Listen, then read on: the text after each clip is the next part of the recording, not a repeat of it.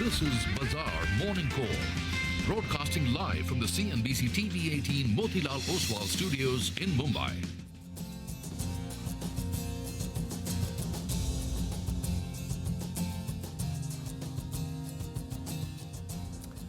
Good morning. You're with us here on a fresh new edition of Bazaar Morning Call. It's a Wednesday morning. We are coming to you live from the CNBC TV18 Motilal Oswal studios.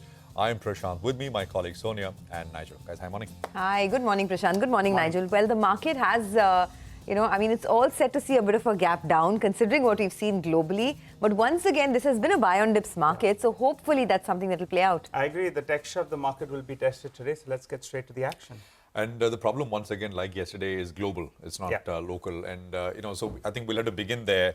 On the outset, I'd just like to say what I said yesterday, which is that, perhaps you got to look through, and I said this yesterday, that maybe just look through the day. And I think it kind of makes sense today as well.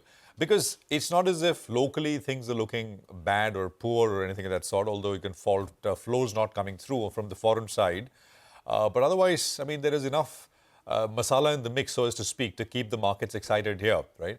But globally, things are looking a little down and out, and I'll explain why. So equities overnight in the US were down 1% on the Nasdaq, about 0.75% on the S&P. Dow actually was down about 1% as well.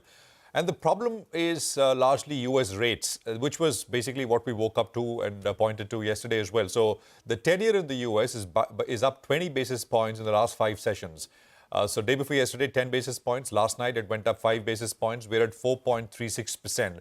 By the way, the real rate, right, ex-inflation, that in the US is now, actually last night, it's around the 2% threshold. Last time that happened, it caused a bit of a move on the downside as far as US risky assets are concerned, like equities. Now, the problem for many, of course, and the reason why yields have moved up is inflation, right? Many have been pointing to, and those who are focused on the inflation reaction function from the Fed, that inflation, wages, etc., are coming in very sticky. And that's true because lately, all the data points have pointed to that. Notwithstanding the fact that Fed Chair Powell in the last 2 or 3 weeks, twice over has sounded dovish, right? One after the FOMC meeting, the other late last week. But data is pointing to the other direction, and markets seem to be watching that and perhaps sort of making the case that, Fed also will follow data eventually, irrespective of what they will say. So last night you had the US job openings which came in, and that indicated a continued strength in labor market. The added sort of fuel to the fire from last night and over the last couple of days is commodity prices. So oil prices, for example, are up 2%. We're up 2% last night. They're at about $89 a barrel. Now, stronger commodity means higher inflation. That also cuts through this Fed cut narrative. You also had, a voting member of the Fed, which is, Fed's Mester, who sounded dovish but essentially favored. She favored higher for longer in terms of rates trajectory. Now, this is again something which markets are watching out for. Distill all of this down. Forget about May, forget about June. July, right? What are the markets pricing in? What were the markets pricing in for the Fed to do in July? 100% cuts, odds of a cut in January when we started this year. In July, that number now stands at 31%. This is probability and market pricing of what the Fed may do in July, right? So, the odds of Fed cuts are being priced lower and lower. Now, gold, gold, of course, is at a new high, 2250. Silver, by the way, silver prices also went up about 3% yesterday. The other sort of hit to the market was Tesla. And Tesla, of course, has underperformed and has been kind of moving sideways for a while, but last night was down 5%. Deliveries there were a disappointment. Actually, they came in even lower than the whisper number. So where does all of this leave us? I think it leaves us in a place where we will see a lower gap up, and then we've got to figure out levels. So on the upside, which I think we can sort of rest assured, maybe not today, it won't come into the picture today, stands at 22,526, right? You just see the last 4-5 sessions, the markets got to those levels and sold off. We crossed it, made a new high, but we've not had a close above it. So only a decisive close above the 22,526 level will give us sort of upside targets, and some of those numbers are on your screen. More importantly, on the downside, the supports come in at 22,300, which from yesterday's close, I think is about 150 points away. there's a 40 hourly exponential average, and then the 20-day moving average is 22,200. On the Nifty Bank, the levels are on your screen. Supports come in at 47,217, which is the 40 hourly exponential, and then the 20-day moving average, which is 47,078. GIFT Nifty will come up on your screen. It's indicating a slightly lower start, about 100 points or so, 0.5% or so lower start. That's become a little larger, 125 points. Should you immediately, if you get a 125-point dip, should you immediately go and buy the dip? I would say, given the fact that yields have consistently been moving up in the US, oil prices are hitting newer highs.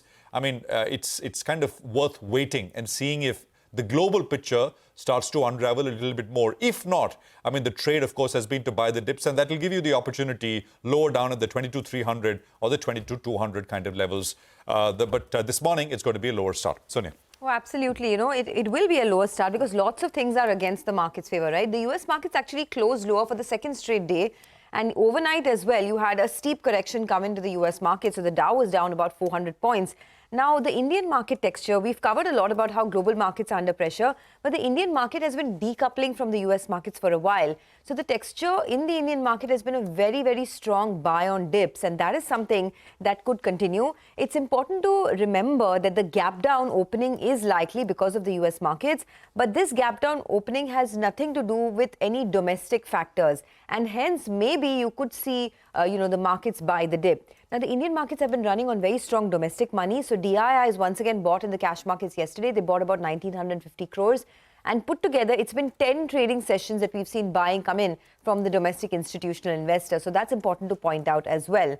So the big question we're asking is, should we be prepared for a pre-election rally? Now, there are many things that suggest that there could be a pre-election rally playing out. As we pointed out yesterday, the political events in the recent past, the macro events with the strong GST collection, all of that put together has been giving our markets a lot of strength. The Nifty is up 3% from the March 20th low as well. And a couple of things, yesterday we were speaking to Manish Sonthalia. He did mention that even the valuations of this market are quite reasonable at about 19-20 times, which gives us more legroom on the upside. So yes, today there will be a gap down opening, but will that dip get bought? That is the big question. I assume that the dip could get bought because that's something that has worked in the past. Well, and that's work, right? The buying the dip has worked, Yeah. but I think the 20 DMA becomes very, very important for today's trading session. Let's run you through the top cues then. The troika is not in favor. That's yields are higher, Brent crude prices are higher, and the dollar index as well is fairly stable. So that's not great, and that's why you have the GIFT Nifty that's under pressure. What did the FIs do yesterday? Well, they added some long positions, and now the short positioning has come down to just 15,000 contracts. Remember, just a few weeks ago, we were seeing those net short positions at close to around 80, 90,000 contracts short. The net short positions now have come down to just 15,000 contracts, and that's the lowest we've seen in nearly around 2.5 months or so. In percentage terms, it's at around 53%. One strike that's been very, very active in the last few days is the 22,500 call. It added a good amount of open interest yesterday as well. The premiums at around 65 rupees. So that's telling me that the bears want to fight for this 22,550 to around 22,600 odd mark, going by that data point out there.